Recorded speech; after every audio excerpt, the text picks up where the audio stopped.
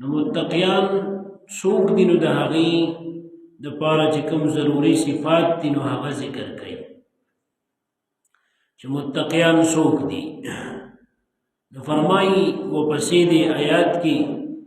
چې متقیان هغه خلق دي چې ایمان ساتي په غیبو باندې او منځ قایموي او مونږ چې ولا څه ورکړي دي د هغې نه خرج کوي او ایمان ساتي په هغه څه باندې چې نبی علیه السلام ته نازل دي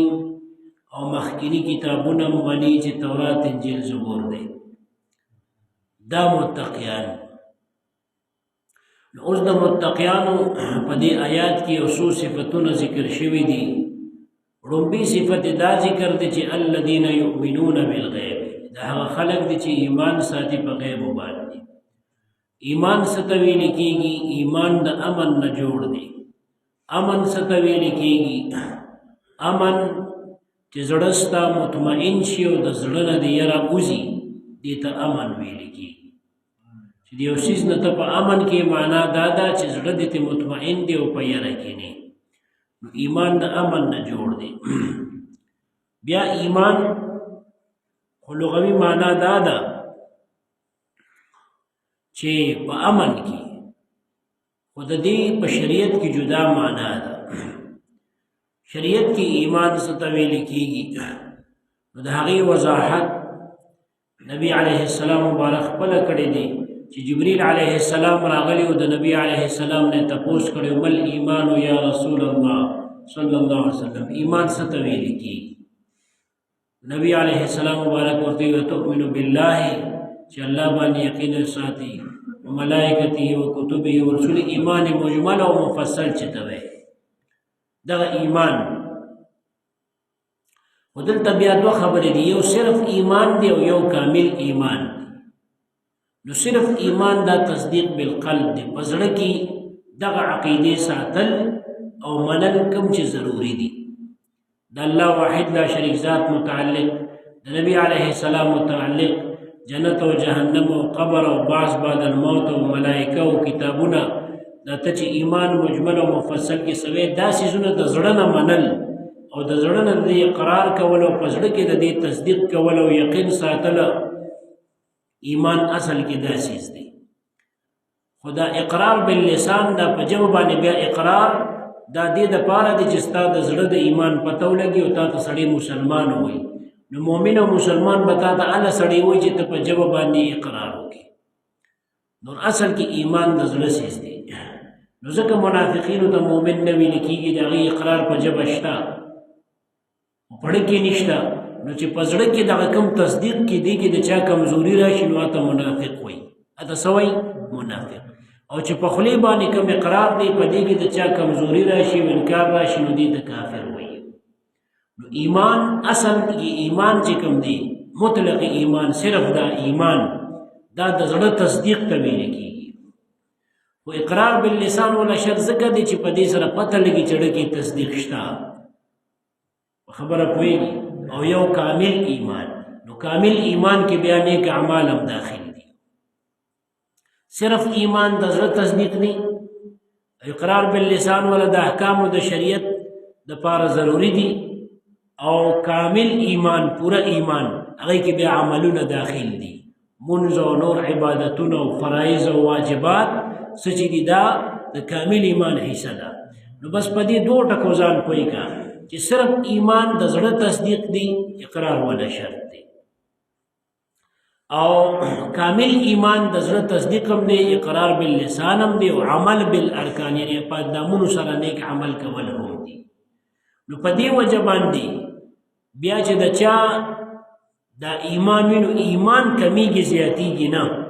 صرف ایمان کمیږي زیاتیږي نه، او کامل ایمان بیا کمیږي او زیاتیږي. لکه ګوره ما خو تاسو ته ووي چې کامل ایمان کې عمل هم داخل دی. نو چا عمل ډېري او د چا کمي، نو چې د چا عمل ډېري نو د هغه کامل ایمان ډېر شو، او چې د چا عمل کمي نو د هغه کامل ایمان کم شو. کامل ایمان ښه، او صرف ایمان چې دی نو دا کمیږي زیاتیږي نه. البته قوت کې او درنوالي کې دی کې فرق یې، لکه حدیث شریف کې چې راځي چې د ټولو خلکو نبی علیه السلام وایي زه وزن کړی شوم سلو سره او 200 سره ټول امت سره ټول باندې زدرون شوم مراد ته څه شي دی د نبی علیہ السلام ایمان دی دا د هغې قوت او درنوالی دی یا لکه حدیث شریف کې راځي د ټولو خلکو د مسلمانانو ایمان که یو تله کې واچولی شي او د ابوبکر صدیق له ایمان بل طرف ته نو دا به دې دروند شي د دې نه مراد څه شی دی دین هغه درنوالی د دې دی هغې هغه درنوالی او قویوالی مضبوطوالی دی او دغه کمال کې زیاتوالی دی کامل ایمان زیات دی نور صرف ایمان کې کمی زیاتې نه راځي او کامل ایمان کې کمی زیاتې راځي ځکه ما درته وایي چې کامل ایمان کې عمل داخل دی او په صرف ایمان کې عمل نه دی داخل ځکه خو د زړه تصدیق دی که نه د زړه تصدیق کې اړو کمی زیاتې راځي نه نو دغه ایمان شو نو متقیانو یو صفت داري چې دی به ایمان ساتي ایمان بیا په لغت کې تصدیق ته ویل کېږي چې د یو څیز د صداقت عقیده ولري چې دا رښتونی دی او دا صحیح دی او دا په حق دی دې ته تصدیق ویل کېږي نو یؤمنون بالغیب چې ایمان ساتي په غیب باندې دا د مؤمنانو صفت شو نو ایمان ساتي په غیب باندې یعنی تصدیق کوي هغه صحیح ګڼي غیب څه ته ویل کېږي په عربی کې غیب دی ته وایي چې ستا د سترګو نه پټي بس چې تا ته ښکاري نه نو هغه غیب دی او په شریعت کې غیب څه ته ویل کېږي دې ته ویل کېږي چې دا ته په حواس خمسه نشي معلومولی دا 5 حواس دي که نه لیدله او بویوله او لاس لګوله او همدغرنګې اورېدله او سکله دې ته حواس خمسه وي 5 حواس چې په دې باندې نه معلومېږي او په عقل هم نه معلومي دې ته غیب ویل کېږي لکه اوس هغه څیزونه چې مونږ ته معلوم نه دي دا که مونږ ته الله او رسول ووي الله تعالی راته ووي د نبي علیه السلام په واسطه سره نو خبر به شو لکه د جنت متعلق که الله او رسول مونږ ته نه ویلي مونږ په عقل دا معلومولی شو چې جنت شته یا په عقل دا معلومولی شو چې د قبر عذاب شته یا قبر کې ثواب شته یا پل صراط شته یا جنت شته یا جهنم شته یا حساب کتاب شته دا خبرې مونږ په عقل معلومولی شوي جواب راکوي د کېږي مو دا مونږ په عقل معلومولی شوي یا مونږ په حواس خمسو په لیدلو په اورېدلو په ویلو په سکلو په بویولو په دې مونږ معلومولی شو نم شو معلومولی دې ته غیب وایي چې الله تعالی نبی علیه السلام ته وایي هغه مونږ ته وایي چې د قبر عذاب هم شته هلته ژوند هم شته د قیامت ورځ هم شته حساب کتاب هم شته دې ته غیب وایي الله تعالی داسې ورپسې څومره تفصیلات چې دي چې مونږ ته د هغې معلومات په احادیثو په قرآن سره شوي دي او مونږ لیدلي نه دي دغې ټولو ته غیب وایي نو د مؤمنانو یو صفت دا دی چې دی به ایمان ساتي یعنې دی به تصدیق کوي د غیب په غیبو باندې وحي قرآن عظیم الشان دا ټول څیزونه مونږ خو لیدلي نه دي چې دا قرآن عظیم الشان په نبي علیه السلام نازل شوي دي په هغه مبارک ویلي دي چې په ما نازل دي دغه رنګې نبي علیه السلام مبارک هم مونږ نه دي لیدلي دغه شان الله مونږ نه دي لیدلي د قیامت د ورځې څومره تفصیلات دي د قبر مونږ ته لیدلي نه دي خو زمونږ په ایمان دي دا په غیبو ایمان دي دې ته د غیبو ایمان وي لکه مونږ هغه نه دي لیدلي او ایمان پرې ساتو دې وجې نه نبي علیه السلام فرمایي مسند احمد روایت دي چې طوبى لمن رآني فرمایي چې چا زه لیدلي یم د هغه دپاره یوه خوشحالي ده او بیا فرمایي وطوبى 7 مرات لمن لم يرني وآمن بي وزله خوشحالي هغه چا دپاره ده چې به مې ایمان راوړي او زه یې لیدلی نه یم نو موږ له داسې یو فضیلت الله راکړی دی چې هغه صحابو له الله نه ورکړی داسې یو فضیلت هغه دا چې نبي علیه السلام هغې لیدلي او ایمان یې پرې راوړی دی موږ پې په نالیدلي راوړی دی دا فضیلت اوس هغې ته چې کوم فضایل وه موږ ته نه دي حاصل خو دا یو فضیلت داسې دی چې دا هغه چاته حاصل دی چې نبی علیه السلام مبارک یې نه دي لیدلي ښه او یو موقع باندې نبی علیه السلام مبارک صحابو ته فرمایي لوددت انی رأیت اخوانی زه دا ارمان کوم چې ما خپل وروڼه لیدلی وي نو نبی علیه السلام ته صحابه فرمایي موږ ستا وروڼه نه یو وینه تاسو زما صحابه یې وي زما وروڼه هغه خلک دي چې زما نه پس به راځي زه به یې لیدلی نه یم او ایمان به په ما ساتي نو دا زموږ فضیلت شو که نه ښه نو الحمدلله د نبی علیه السلام مبارک داسې یو امت دی او هغه داسې یو عظیم پیغمبر الله موږ له راکړی چې د هغه د امت اولي که اخري او که رستني وي که مخکیني وي یو هم د فضیلت نه خالي نه دی ځکه هغه مبارک فرمایي زما د امت مثال د اسمان د باران وی باران کله اول کې بهتري کله مینس کې فایده ورکوي کله اخره کې فایده ډېرې نو دا پته نه لګي چې فایده کم ټیم کې ډېره ده صحابه کرامو ته چې کوم فضیلت حاصل لې هغه امت کې بل چاته نه دی حاصل ځکه هغه نبی علیہ السلام لیدلی د سر پسترګو او ایمان په وروړو دغه ته قربانې کړې دي هغه فضیلت هغه محبت چې دغه بل چاته حاصل نه دي خو دی خو دا خلق امت چې کوم دي نو دام اسې به سن دي دینم الله څخه فضایل ورکړي دي ښا بل حدیث شریف کې مبارک فرمایي نبی علیہ السلام چې زما په امت کې به سخت محبت کوونکي ما سره هغه خلک چې زمانه به رستو راځي زمانه به رستو راځي او دی کې به یو کس داسې وي چې هغه به دا ارمان کوي چې زما د مال او جایداد او خاندان هر څه لاړ شي خو چې زه نبي علیه السلام ولید د دې په بدله کې هغه ووینم زمانه د هر څه لاړ شي خو چې دې بدله کې زه هغه ووینم وي داسې خلک به هم زمانه رستو راځي نو څوک چې دا وایي چې نه د صحابو نه دی خوا امت کې عاشق نشته او د نبی علیہ السلام سره محبت کوونکی نشته نو هغه د دې حدیث نه خبر نه دی دا صحیح حدیث دی ښا صحیح مسلم روایت دی دا ما چې درته کوم وی چې زما ان من اشد امتی حبا لی د حدیث الفاظ دسی دي ډیر سخت زما په امت کې محبت کوونکی ما سره دا به هغه کسي یکون من بعدی چې زمانه پس وي او یود احد یو دی کې به یو کس داسې ارمان کوي لو رآني بمالي و اهل بمالي و اهلي چې کاش چې دی د خپل مال او د اهل بدل کې ما وویني یعنی دا هر څه ورکړي خو نبي علیه السلام مبارک وویني دا خلک شته دا به د نبي علیه السلام مبارک په امت کې داسې خال خال وي تر قیامته پورې غرض مې په دې کې چې دا یؤمنون بالغیب کې مې درته ووي چې ایمان بالغیب د صحابو مو زمونږ مو داغي ایمان ډیر قوي و داغي فضیلت ډیر زیاتو ځکه نبی علیه السلام فرمایي تاسو کې که یو کس یو موټی اوربش خیرات کی تاسو کې که یو کس د احد د غر برابر سره خیرات کی زما د صحابي یو موټی د اوربشو خیرات ته نه رسي او دومره د چې یو فضیلت دی روستو خلکو ته حاصل دی هغه دا چې ایمان بالغیب په کومو څیزونو باندې دی نو یو پکې د دې زیات دی او هغه دا دی چې نبی علیه السلام د صحابو نه دی خو خلکو لیدلی نه دی تر قیامته پورې چې کوم راځي او بیا په ایمانو نو دا یو ټکی پکې دا یو فضیلت پکې دی د جزئی فضیلت وي جزئی فضیلت دا چې داسې یو حصہ د فضیلت چې د هغې په وجه ټول فضیلت سړي ته نه میلاوي یعنې ټول فضیلت خو انبیاو ته او بیا صحابو ته میلاو دي خو دې ته جزئی فضیلت وایي دا رستني امتیانو ته حاصل دي الذين يؤمنون بالغیب ويقيمون الصلاة او دی منس کوي اوس دلته وی ګوره فکر کوا یو صفت دا شو متقیان وی څوک دي د متقیانو یو صفت بدای چې دی په غیب او ایمان ساتي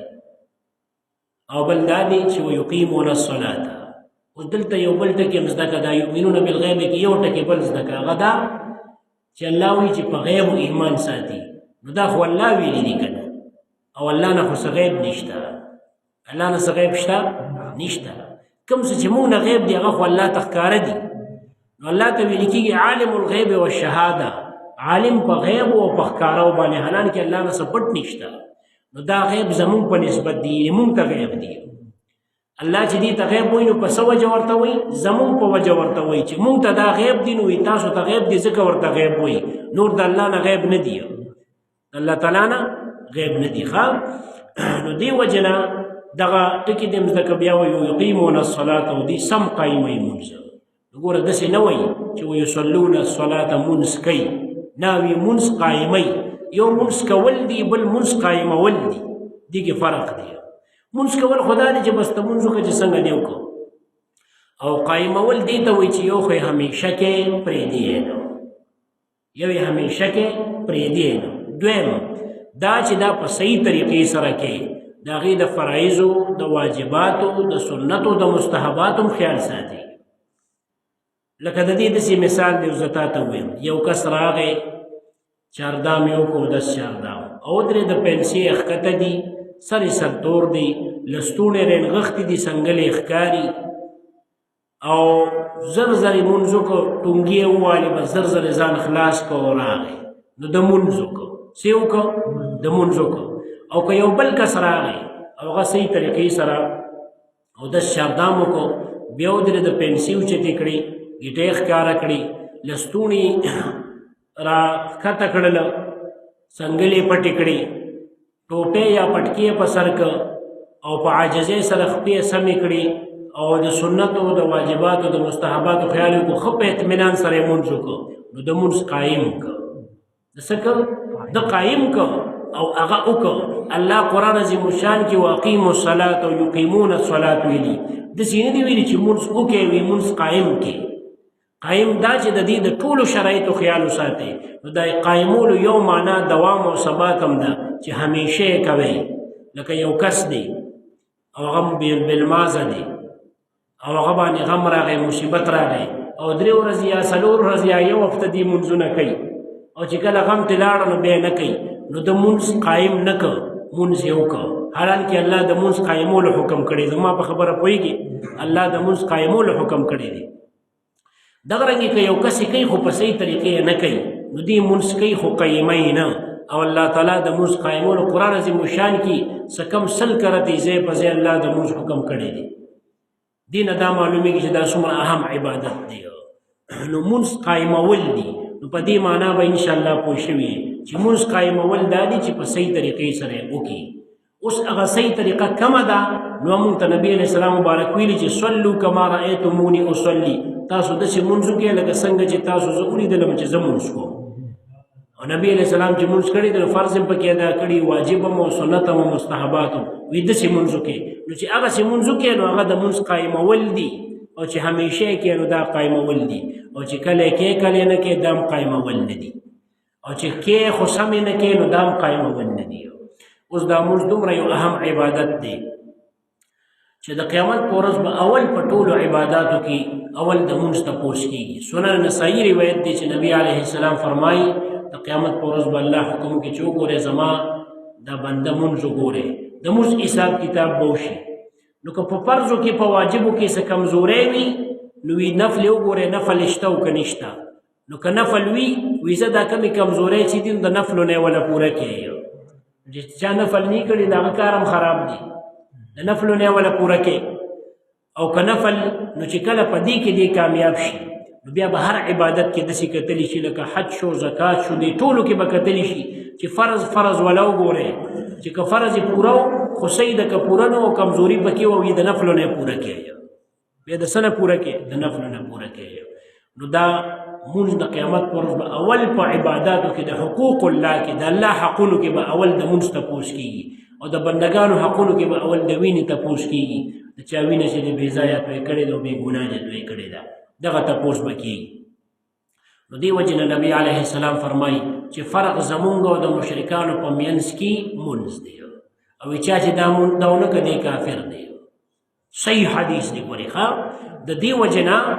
د مذهب یو امام چې امام احمد رحمت الله علیه دی او د سعودیانو د عرب ملکونه اکثر د په مذهب دی هغه دا وایي چې چا مونځ په قص باندې پرېښود عذر نو شرعي عذر نو د په قص مونځ پرېښود وي دی مرتد شو کافر شو او د کفر په وجه به دی وجلی شي د څه په وجه د کفر په وجه او دو امامان د مذهب امام مالک او امام شافعي رحمت الله علیه چې دی دواړه ډیر لوی خلک دوی پسې روان دي هغوی وایي چې سزا قتل دی خو کافر نه شو سزا قتل دی لکه څنګه څوک شراب وڅښي نو اتیا دورې دي دغه رنګې چې په قصد باندې یو مونځ چا پرېښوده نو قتل یې سزا ده خو کافر کېږي پرې نه او زمونږ د امام اعظم ابو حنیفه رحمت الله علیه مذهب دې کې لږ آسان دی هغه وایي چې چا په قصد باندې مونځ پرېښوده نو دې به قید کولی شي او سزا به حاکم ورکوي سخته سزا وجنې به نه خو قید کې به یې جیل ته به یې لیږي وهي به تر دې پورې چې دې مونځګزار جوړ شي اوس ګوره دا پکې ټولو کې کمزورې سزا ده چې وهي به او جیل ته به یې لیږي د دې نه پکې کومه سزا نشته ته سوچ وکړه چې دا سزا ځکه ده چې دا مونځ پرېښودل یو ډېره لویه ګناه ده دا ډېره لویه ګناه ده چې مونځ د صحابو په زمانه کې د امت د لویو خلکو په زمانه کې مونځ په قصد پرېښودل نشته په ایره به پاتې کېده په ایر به شوتې یا به اوده پاتې شو نو بیا د قضا راګرځول د قصد باندې د مونځ پرېښودلو تصور نشته. ولې ښه خبر زما پوهېږې په اسلام کې په قصد د مونځ پرېښودلو ځای نشته چې یو سړی به په قصد مونځ پرېږدي. د هغه دپاره د څه عذر نشته. مونځ پرېښودلو کې صرف دا دی چې په ایره دنه پاتې شو، تېر شو دنه، یا اوده پاتې شو، یا بیمار وی، دغه جدا خبره ده. نور په قصد چې ته سم دم یو درته یاد نو پرېښودل نشته. دا دومره یو عظیمه ګناه ده چې پرېږدي او فضیلت بیا څومره دی. نبی علیه السلام فرمایي د یو مونځ نه واله بل مونځ پورې او د یو جمعې نه واله بل جمعې پورې او د یو رمضان نه بل رمضان پورې دا عبادات چې کوم دي دا د ګناهونو د صغیره کفاره ګرځېږي، د دې کفاره ګرځېږي. او بیا صحابه پوهیږي که ستاسو د کور مخې ته یو نیر وي، ځکه هغه ټایم کې خو بمبې دا سیزونه نور ځکه نیر مثال پیش کوي، یو نیر یو دی پکې روزانه 15 ځله لامبي، د په وجود به سخیري پاتې شي. صحابه ورته فرمایي نه وی دغه رنګې مثال د مونځګزار دی چې دی 15 ټیمه مونځ کوي، دې میاشت کې که دنه ګناهونه کېږي خو چې پردې حق نه وي، ښه پردې حق په دې نه معاف کېږي، نو هغه الله په دې باندې معاف کوي. او ابوذر غفاري هم فرمایي د خزان په موسم کې نبی علیه السلام ما سره بهر ته راووته، یو اونې نه راغی چې پاڼې ټولې چې شوي وي، وی هغې یو شاخ یې ونیو، دا اونې وخوځوله تر دې چې اکثر پاڼې د دې پرېوتې. وی ما ته یې وی چې دا کار مې ولې وکړو؟ ما چې زه خو پوه نه شوم. وی چې دا مثال د هغه کس دی چې 15 ټیمه مونځ کوي، د ده نه ګناهونه داسې رجېږي لکه ما چې دا اونه وخوځولو دا پاڼې ترې ورجېدې په دې مونځ سره. نو دې وجه نه ان الحسنات یذهبن السیئات، نیکو سره ګناهونه رجېږي او ختمېږي. نو دې وجه نه دا د مونځ سره خوا کې دا قرآن عظیم الشان کې چې کوم حکم د مونځ راغلی او پسې دا آیات راغلی دی. نو فضایل د مونځ ډېر زیات دي. او عبدالله بن مسعود رحمه فرمایي وی زمونږ د نبی علیه السلام مبارک په دور کې مونځ پرېښودل، وی دا خبرې پکې نه وي چې مونځ به ملا څوک پرېږدي. هغه کس به مونځ پرېښوده چې د هغه منافقت به خلکو ته معلوم چې دا منافق دی، نو به مونځ پرېښوده. او اکثر به داسې کار وشو چې یو کس به دومره بیمارو چې په 2 کسانو به یې لاس اچولی او د خپې به یې ځان پسې راښکلې، خو جمع له براته او چې معمولي غوندې ملا ګرمه شي یا یخه شي، نو یاره دې کور کې به یې وکړمه. نو دې وجه نه نبي علیه السلام مبارک هغه خلکو باره کې فرمایي څوک جمع له نه راځي، صحابو ته فرمایي صحیح روایت دی، ډمې غواړي چې چاته ووایم چې سم ډېر خشاک راټول کړي، او چې خشاک راټول کړي بیا یو کس ته ووایم چې جمع ته مخکې شم، هغه جمع ته مخکې شو، خلک ورپسې ودرېږي او جمع قایمه شي، بیا زه وګورم چې څوک جومات ته نه راځي او لاړ شم او هغې له پې کورونه وسوځوم. وی نبی علیہ السلام دا کار ځکه ونه کړه چې کور کې خو زنانه او ماشومان هم وي. دا دومره اهم عبادت دی چې په ماشوم لا فرض نه و. نبی علیہ السلام وی کوی پې ماشوم د 15 کالو یا 12 کالو کې بالغ کېږي، عام طور 15 کالو کې بالغ کېږي. او نبی علیہ السلام مبارک فرمایي چې ماشوم دې د 9 کالو شي حکم ورته وکړه چې مونځ کړي، د مونځ چل ورته وښیه. او چې د 10 کالو شي او بیا نه کوي نو وهی پې. د دې مطلب څه دی؟ مطلب دا دی چې دی 15 ته رسي چې یو خو د مونځ ټولې طریقې هم زده کړي او دی په مونځ عادت شوي، نو چې په ده فرض کېږي چې یو مونځ هم ترې پاتې نه شي، د دې مطلب دا دی. حالانکه 9 کالو کې خو په ده فرض نه دی، 10 کالو کې هم په ده فرض نه دی، خو چې د 9 کالو دی شروع شي نو دی له چل زده کړي. 10 ته چې رسي نو ایله د سنت او مؤکد او غیر مؤکد او رکعتونه او فرض د ایله زده کړي، نو د 10 نه پس دی عادت شي، نو چې 15 ته رسي نو پوخ عادت جوړ شوي، نو چې مونځ پې فرض کېږي نو مونځ ته بیا نه پاتې کېږي. او که نه د بلوغ نه پس بیا ته شروع کړي نو چې دې زده کوي نو څومره مونځونه به دې قضا شوي. نو دا دې باره کې احکام د شریعت ډېر زیات دي، او چې بیانې احادیث هم پکې ډېر دي، د قرآن آیاتونه هم پکې ډېر دي. او الله قرآن عظیم الشان کې د منافقانو دا خوی خولې دي چې اذا قاموا الى الصلاة قاموا کسالى، چې دې مونځ ته پاسي نو سستۍ سره پاسي، سس پس به چې د مونځ ټیم شي. دا د منافق سوچ وکړه چې چا کې دا خوی دي، په ځان ویریږي. قرآن کې الله وی دا د منافق نښه ده چې مونځ ته پاسي نو سس وي، بس هلې کوي. او دیم ویلي دي چې دا د منافق مونځ دی چې دی ایساري چې کله قضا کېږي نو زر پاسي یو څو ټونګي ووایي، نه پکې تلاوت سم کوي، نه رکوع سجده سمه کوي، زر در ټونګي وي او کار ختم کړي. ښځې دې دا خبرې واوري، ښځو کې دا لوی مصیبت دی. اکثر دی دا مونځ په آخر ټایم کې کوي، ورګه دا کار کو مغه کار کو نو په دې کارونو کې خو تاسو عمر وشو منځ اول کوي نو دی وجه نه دا د منافقانو خوې دي او الله قرآن کې سوي واقيموا الصلاة ولا تكونوا من المشركين منځ قائموي او مشرکانو په شان کار مه کوي ان څوک چې منځ نه کوي دا د کافرو شان کار کوي مشرکانو شان کار کوي نو دې کې دغه ډېر زیات راغلي د قرآن آیاتونه او حدیث دا مختصر موي چې کوم خلک منون کې دي او پوهیدون کې دي او عمل کوون کې دي غیره دا لګم بس دي او چې څوک نه مني کې هغه د ساره پورې ملګیم نه مني او د مؤمن صفت یو دام دي چې په غیب او ایمان ساتي دویم دا چې موږ بقایمي مدریم صفت د متقین په دې آیات کې دا ذکر کیږي چې دی با صدقه بکای صدقه دو قسمه ده یو فرض ده یو نفل صدقه ده فرض صدقه لکه سرسایه شو صدقه فطر چې ورته وي یا زکات شو دا فرض صدقات دي دا په هر چا نه دي فرض په بازو فرض دي چې کوم وسواله دي او یو نفلی صدقات دي نو دا هر چا باندې پکار ده چې دا نفلی صدقات وکي دا د مؤمن صفت دي ومما رزقناهم ينفقون سنه چې موږ دوی ته ورکړي دي نو دی خرج کوي اوس ومما دا اصل کې دی ومن ما نو من په عربی کې په یو معنا راځي یعنی د بعض په معنا راځي د بعض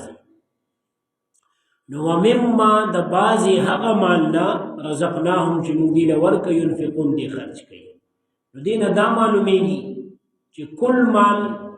صدقه کل لازمي نه دي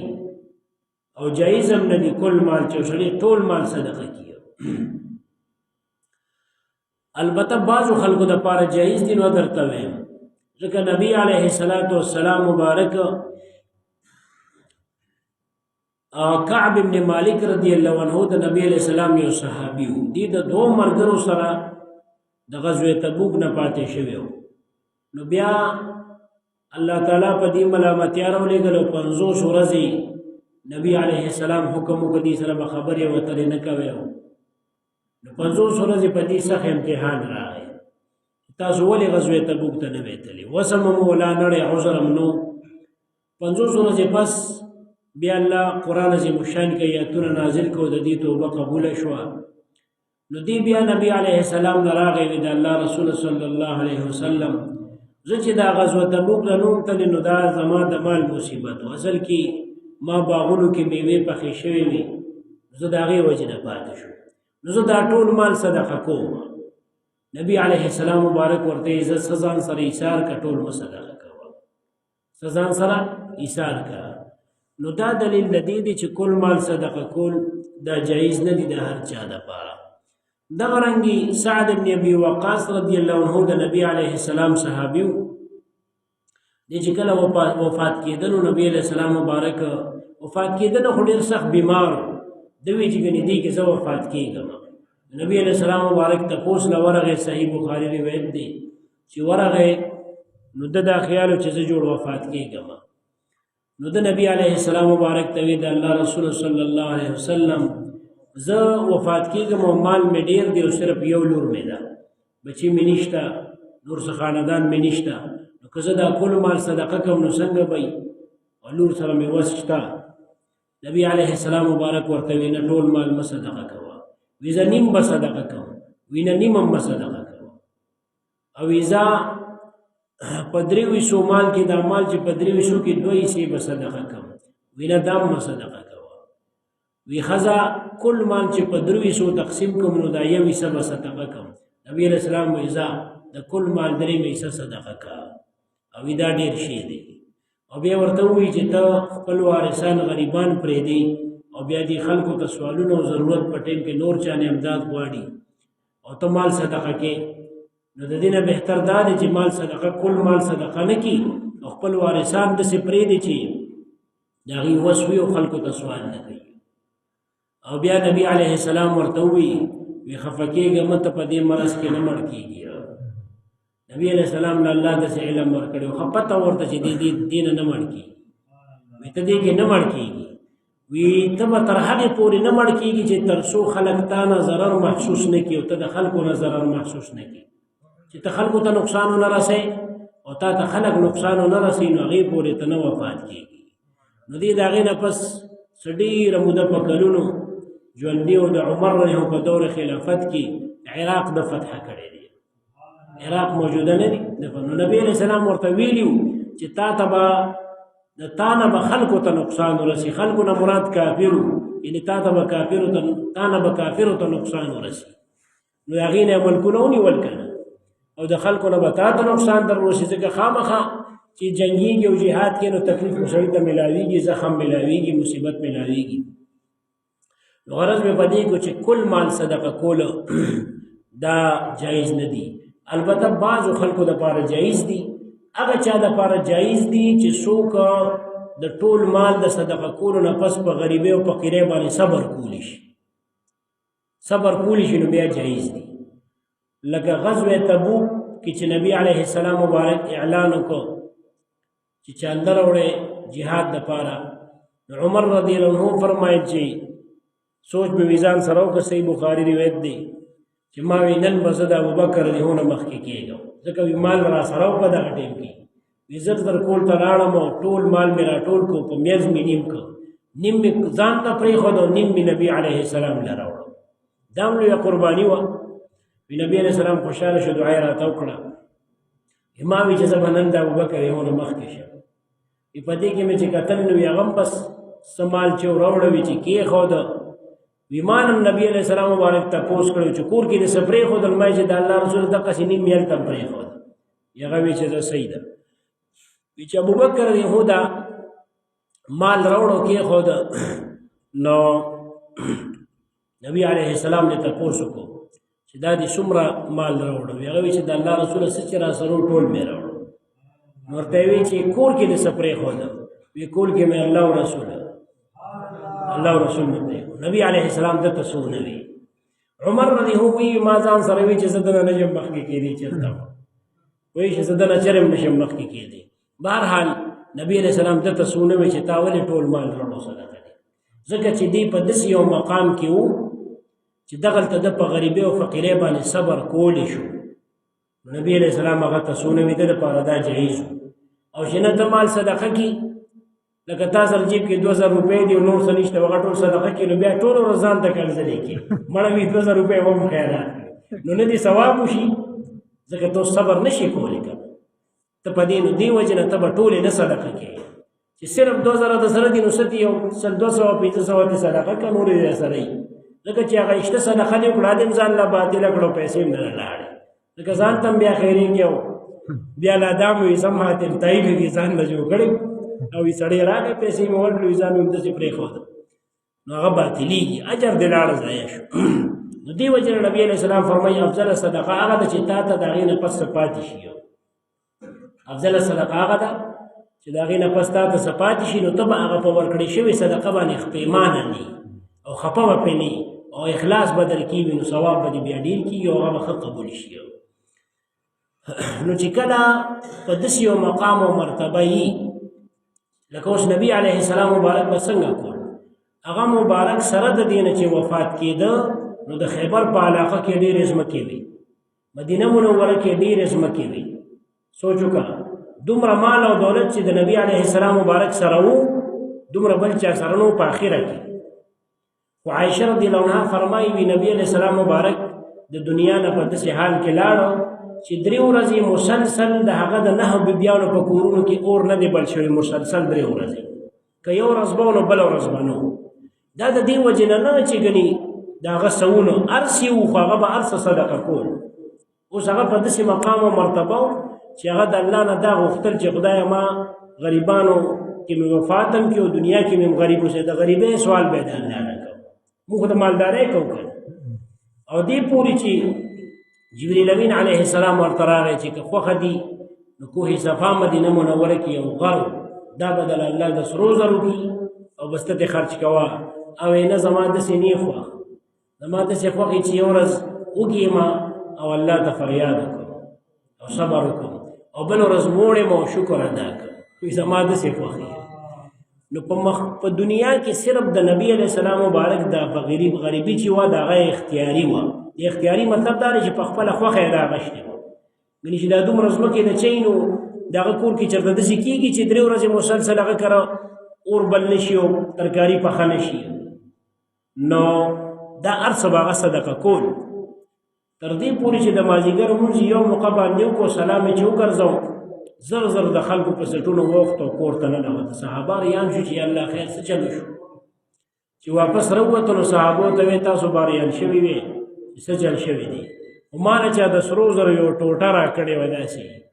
نو ایره شوې وې چې صدقه یې کړم. نو په دې مونځ کې راته رایاده شوه. نو ما وې چې اوس دې پسې ماښام را روان دي او د الله د پیغمبر د شان سره دا نه ښایېږي چې د ده باندې شپه راشي او د ده په کور کې د سرو زرو ټوټه پرته وي. نو ما وې چې دا زه صدقه کړمه. نو وی لاړه، ما مې زر زر حکم وکړو چې دا صدقه کوي. نو چې کله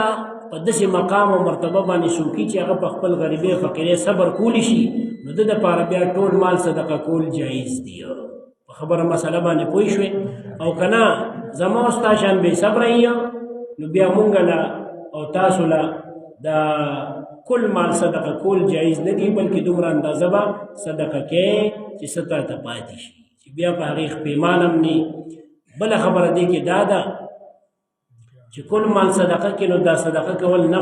نفلي کار دی او د بال بچ خرچه په تا فرض ده. نو هلته نفلي دې وکړه، فرض دې پرېښودل. نو داسې به هم نه کوي، که نه څوک هم داسې نه کوي چې مازدیګر 4 رکعته نفل وکړي او فرض پرېږدي، بس وي لمونځ مې هسې وکړو. نو دې وجې نه چې دواړو کې هغه بهتر دی چې نفل هم دې مخکې 4 رکعته وکړي او فرض هم وکړي، نو دا بهتر دی. او که نه څوک چې صرف فرض وکړي هغه بهتر دی، او که صرف نفل وکړي هغه بهتر دی. چې دواړو کې هغه بهتر دی، نو چې دواړه کار وکړي نو هغه بهتر دی. نو الله فرمایي چې د مؤمنانو صفت دا دی چې ومما رزقناهم ينفقون. بیا ویل چې موږ څه ورکړي دي دوی له، ځکه رزق څه ته وایي؟ رزق هغې ته ویل کېږي چې الله بنده ته کوم څیز ور ورسوي، که هغه د خوراک وي که د څښاک وي، دې ته رزق ویل کېږي. نو هر څیز چې الله موږ ته راکړی دي ټولو ته رزق ویلی شي، که د خوراک څښاک وي او که دا نور څیزونه وي. نو دلته اوس ګوره وایي څه چې الله وایي موږ ورکړي د هغې نه خرچ کوي. نو اوس که عالم ته علم الله ورکړی او دې د هغې نه خرچ کوي، یعنې خلکو ته یې ښیي، نو هغه هم دې کې داخل. او که تا له الله قوت او پهلواني درکړې ده او ته په دې ذریعې سره د چا امداد کوې د لاس خو، نو تم نفقه کوونکي یعنې صدقه کوونکي. او که ته نور داسې الله تعالی څه صفتونه درکړي دي، د نورې څه ښېګڼې صفتونه الله تعالی درکړي، هره ښېګڼه چې وي، او ته د هغې ښېګڼې په ذریعه او په سبب سره چا سره ښېګڼه کوې، نو تم صدقه کوونکي کې داخل او شامل یې. یعنې صدقه یوازې دا نه ده چې یو سړی راپاڅي او تاله پیسې درکړي، دا هم صدقه ده. خو د صدقو نور هم ډېر صورتونه شته. ځکه نبي علیه السلام مبارک یو صحابي ته تپوس کوي، د صدقې فضیلت ورته بیانوي نبي علیه السلام. نو هغه وایي د الله رسوله که زما دا وس ونه شي، چې وس دې ونه شي، نو کوم کس چې هنرمند نه دی، ناپوهه دی، یو کار کې لګیا دی او پوهېږي پرې نه، او ته په هغه کار پوهېږي، نو هغه سره په هغه کار کې امداد وکړه، دا هم صدقه ده. چې یو کس په یو کار پوهېږي نه، جایز کار یې وبې پوهېږي نه، خو لګیا دی پکې، او ته پې پوهېږي، نو هغه ته یو ښه مشوره ورکړي یا ورسره هغې کې امداد وکړي، دا هم صدقه ده. او بیا وي چې یو کس حاجتمند دی او هغه بې هنره دی، هغه سره ته په یو قسم طریقې سره چې هغه هر قسم وي ته امداد وکړي، نو دا هم صدقه ده. او بیا وي که دغه وس میني نو بیا داسې کار وکړه چې ښه خبره چاته وکړي، دا هم صدقه ده. لکه خبره تا نه کره سوالګر سوال وکړي او تا سره پیسې نه ورته ځه الله دې ثواب وکړه، خدای دې مستغني کړه، خدای دې مالداره کړه، خدای دې مال درکړي، نو ګوره دا ښه خبره، دا هم صدقه شوه. نو هغه ورته فرمایي، هغه صحابي دا اوږد حدیث دی، وي که دا وس میني نو بیا څه وکړو، وي د خپل شر نه خلک بچ کړه، دا هم صدقه ده. چې نور څه نه کې، خو ستا کې چې کوم شر دی د هغه د خلک د هغې نه وساتي، یعنې خلکو ته شر نه رسوي، وي دا هم صدقه ده. چې نور د اسم وس ني، نو دا وس خو دې شته که نه، لکه هیڅ خیر چاته نشي رسولی، نو دا خیر خو رسولی شي چې خپل شر چاته نه رسي، نو دا هم صدقه ده. نو دې وجې نه ومما رزقناهم ينفقون، دا بعضې د هغه څه نه چې موږ دوی ته ورکړي دي دي خرچ کوي. نو الله خو بندګانو ته ډېر څه ورکړي، یوازې پیسې خو نه دي. نو د هر څه نه چې ته ښېګڼه کې، نو بس دا صفت د مؤمن دی. بیا او بیا دا صدقات داسې یو څیز دی چې بعضې عبادتونه په شریعت کې داسې دي چې د هغې دپاره شریعت ټیم مقرر کړی دی، ټیم یې وله مقرر کړی دی، او بعضې عبادتونه داسې دي چې ټیم یې وله نه دی مقرر کړی. کوم دپاره چې شریعت ټیم مقرر کړی دی نو هغې کې بعضې داسې دي چې هغه ټیم وځي قضا شي، لکه مونځ شو، روژه شوه چې رمضان وځي قضا شي، او بعضې داسې دي چې هغه ټیم وځي نه قضا کېږي، لکه زکات شو، سرسایه شو، که ټیم وځي قضا کېږي نه. او بعضې څیزونه داسې دي چې الله تعالی د هغه عباداتو دپاره ټیم نه دی مقرر کړی،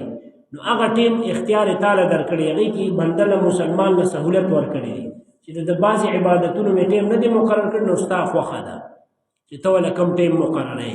د هغه عباداتو کې صدقات هم دي، صدقه او خیرات دپاره شریعت څه ټیم نه دی مقرر کړی، دا سهولت یې تاله درکړی چې تا ته دې کې سهولت دی ټیم وله ته مقررولی شي. نو که تا یو ټیم مقرر کو خیرات دی کو نه جایز دی، شریعت کې سبا نه دی راغلی. دغه رنګې مړي پسې که د درېیمه خیرات کې یا د زیارت کې یا د څلوېښتمې کې یا د کال کې او دا ټیم وله تا مقرر کړی دی نو دا جایز دی، او دې کې هېڅ مسله نشته. کوم خلک چې وایي دا جایز نه دی دا ناپوهه دي، دې نه پوهېږي، الله دې دې پوهېږي. ځکه یو دا که ته په دې عقیده درېیمه کې یا څلوېښتمه یا زیارت کې چې په دې ورځ ثواب شته او په بله ورځ ثواب نشته نو دا بیا جایز نه دی، ځکه چې شریعت دا نه دی ویلي چې په درېیمه ثواب شته او په نورو نشته. او که نه ته په دې عقیده کې چې هر ټیم کې ثواب شته خو ما سهولت دپاره ځان دپاره ټیم مقرر کړی دی، نو بغیر د ټیم د مقررتیا نه یو کار کېږي، یو کار هم بغیر د ټیم د مقررتیا نه کېږي، نو ته به وله ټیم مقرر نه. په دې ځان پوهې کې چې شریعت کې کوم عبادات شریعت وله ټیم نه دی مقرر کړی نو هغې کې تا له اختیار درکړی چې ستا خوښه د کوم ټیم کې چې کې چې کوم ټیم کې ته کې نو ټیم به وله خامخا مقرروې. نو دلته چې الله ویلي دي چې ومما رزقناهم ينفقون، څه چې موږ ورکړي د هغې نه خرچ کوي، صدقه کوي، نو دې کې دا نه دي ویلي چې پلانکي ټیم کې کوي او پلانکي ټیم کې بیا نه کوي، نه بس کوي چې کوم ټیم کې کوي، چې کله یې وسو شوي کوي، کله چې ضرورت د خلکو نو کوي، خلکو ضرورت ته به ګوري، وس ته به ګوري، لکه مړي چې وفات شي نو د مړي ضرورت ته به ګوري، فوراً ورپسې زر ورپسې پکار ده. دغه رنګې د خلکو لږو تندو ته به ګوري او دغه رنګې ځان ته به ګوري چې وس مې شته او که نه، نو بس چې کله یې وسو شو کوي به، نو دې کې شریعت ټیم نه دی مقرر کړی. ومما بعضې د هغه مال نه رزقناهم چې موږ ورکړه دوی ته ينفقون دی خرچ کوي. صدق الله العظیم.